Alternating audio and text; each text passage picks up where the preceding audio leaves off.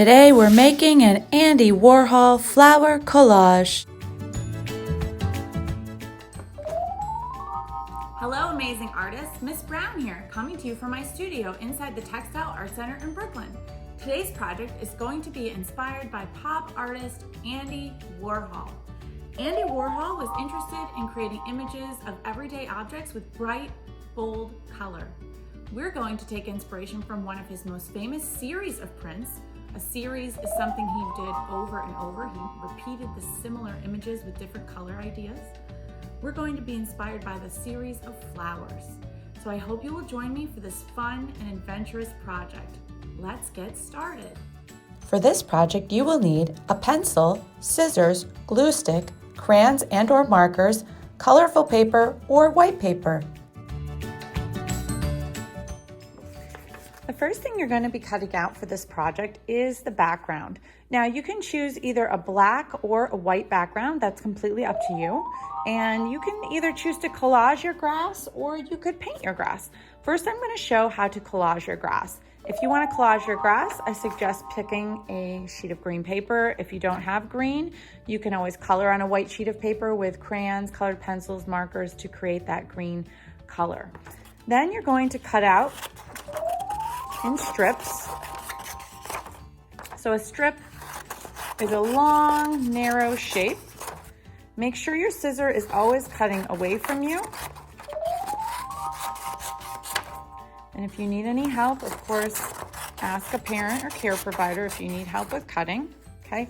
Once you have several of these little strips, you can then go ahead and cut them into smaller strips.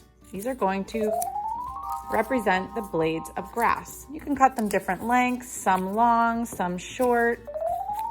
You can even make a few that are more narrow. Just be very careful cutting in half.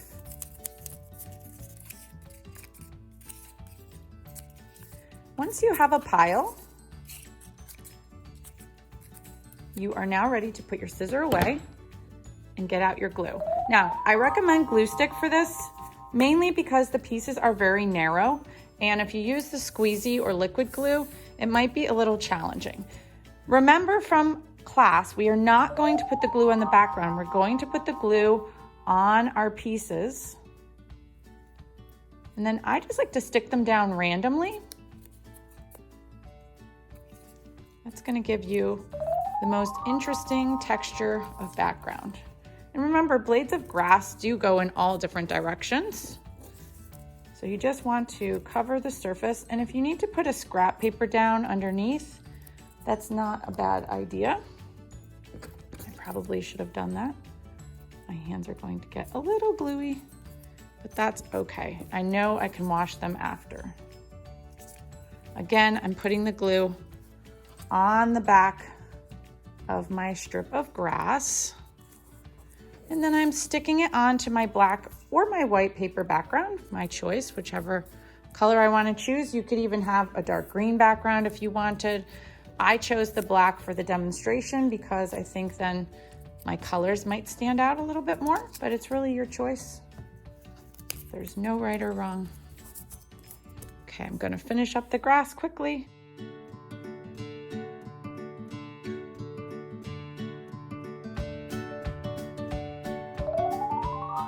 Another option is to paint your background using watercolor or tempera paint, but make sure you let it dry before you add collage. Okay, now that I have my grass completed, I'm going to go ahead and select some other colors of paper if I have them. If not, I can draw on a white sheet of paper and cut out my flowers that way as well. So I'm going to show you how to cut out several different flowers. So you can draw the flowers however you want. In the images that we saw of Andy Warhol, and I'll put one up here in the corner for you to look at, of his flowers, they're kind of organic shapes, so they're wiggly and wobbly. So I'm just gonna kind of move my pencil around and make it a 4-petal flower here. So I'm gonna start out with an orange one, and then I'm gonna have a red one. I love the color red. And again, just sort of an amoeba looking flower. And then I think for this sample, my last one's gonna be on yellow. And maybe for this one, I want a little bit different flower. have more like a daisy flower. So you can create whatever style of flower you want. There's no right or wrong for this. Then we're going to get our scissors back. And I suggest cutting around your flower first. We tried this at school, if you might remember. If you have a smaller piece of paper, it's going to be much more comfy to get your scissor in and turn your scissor like it's on a little racetrack. I'm turning the paper, my scissor is moving, my scissor is always pointing away from me. Following my lines the best I can. And remember, if you need help, ask a parent or a care provider to help you cut. But I know you can do this because I know what wonderful cutters I have. Okay, so there is my yellow one. So I'm going to set that aside with the background, take care of the scrap. I might use the scrap later for something else, so I'm not going to get rid of it. Again, I'm going to cut out around my red flower first so that I have a smaller area to work with. Cutting on my lines, turning my paper as I cut. This is my second flower. Now I only made 3 flowers for mine, but if you want to make more than 3, that's perfectly fine. You can make as many as you like, but I would suggest starting with at least 3. Okay, there's my second one, setting that aside. And my final is the orange. And again, I'm doing the same process. Cutting on the line, moving my paper so that my scissor can glide along.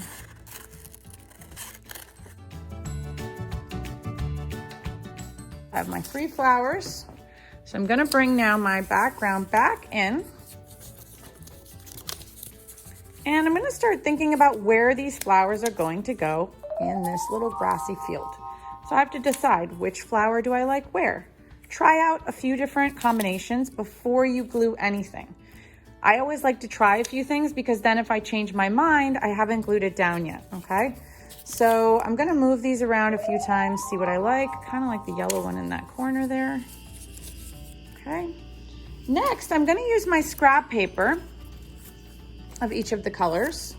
And I'm gonna make a little center of each of these flowers. So I'm just gonna cut out kind of a wiggly shape or a circle shape. For the yellow one, I'm gonna use orange. Oops. Remember, I haven't glued anything yet. I'm getting all my parts cut of my flowers. The only thing that's been glued down is my background, and that's because I really don't want those to move. You might have noticed I did not draw the centers. And the reason I didn't draw the centers is I want them to be really freeform. I don't want them to be so perfect. So that's why I'm also using the scrap. And it's good to use up all my scraps because I don't want to throw those away. And lastly, for the red one, I'm going to do a yellow center. That one I'm going to make kind of like a heart. Okay. So I have all 3 of my flowers. My grass is glued down. And now I'm going to go back and I'm going to get my glue stick again. And I'm going to start by gluing the center to the flower first. Still haven't glued them down on the background.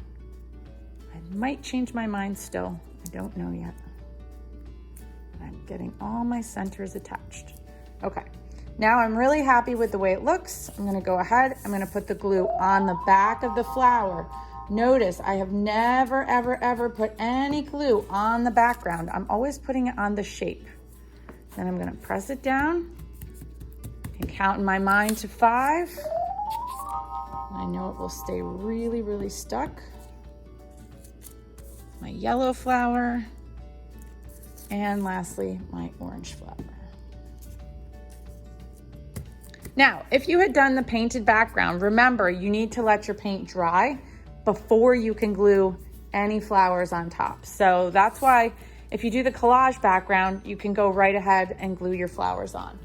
After you have all of your flowers attached, I would suggest now you find some sort of coloring material. You can use colored pencils. You could use crayons. Some crayons here. So you could get some crayons or you could even use marker. So in my demonstration one that you saw in the beginning of the video, I actually used markers and crayons. So I'm gonna start out with some crayons. I'm just gonna take out a few colors here. Let's see what I have. Now, you can choose colors that are similar to what's in your flower, or you could go really crazy and do really unusual colors. So I think for the yellow flower, I'm actually gonna put some purple. And then I wanna have a purple center on there. Okay, you can color it however you like. For the orange flower, I'm actually gonna go with a dark orange crayon. Just adding some little marks. Sometimes when you see flowers in the wild, they have little lines on them. You can decide how you wanna do that. And then I'm gonna leave the center simple for that one. I'm not gonna do anything. And let's see, on the red one, I'm gonna go for the magenta. And I'm just gonna outline it, tracing around the shape of my flower. And then I'm gonna trace around the center and I'm gonna fill that in because I want it to look like a heart. And that's my choice. You can make it look whatever you want. So now if I wanna add more texture to the grass, I could also go on top of the grass with my green crayon and I could add some lines if I wanna have some extra texture. I could even draw on the black if I wanted to have more grassy pieces on the actual background.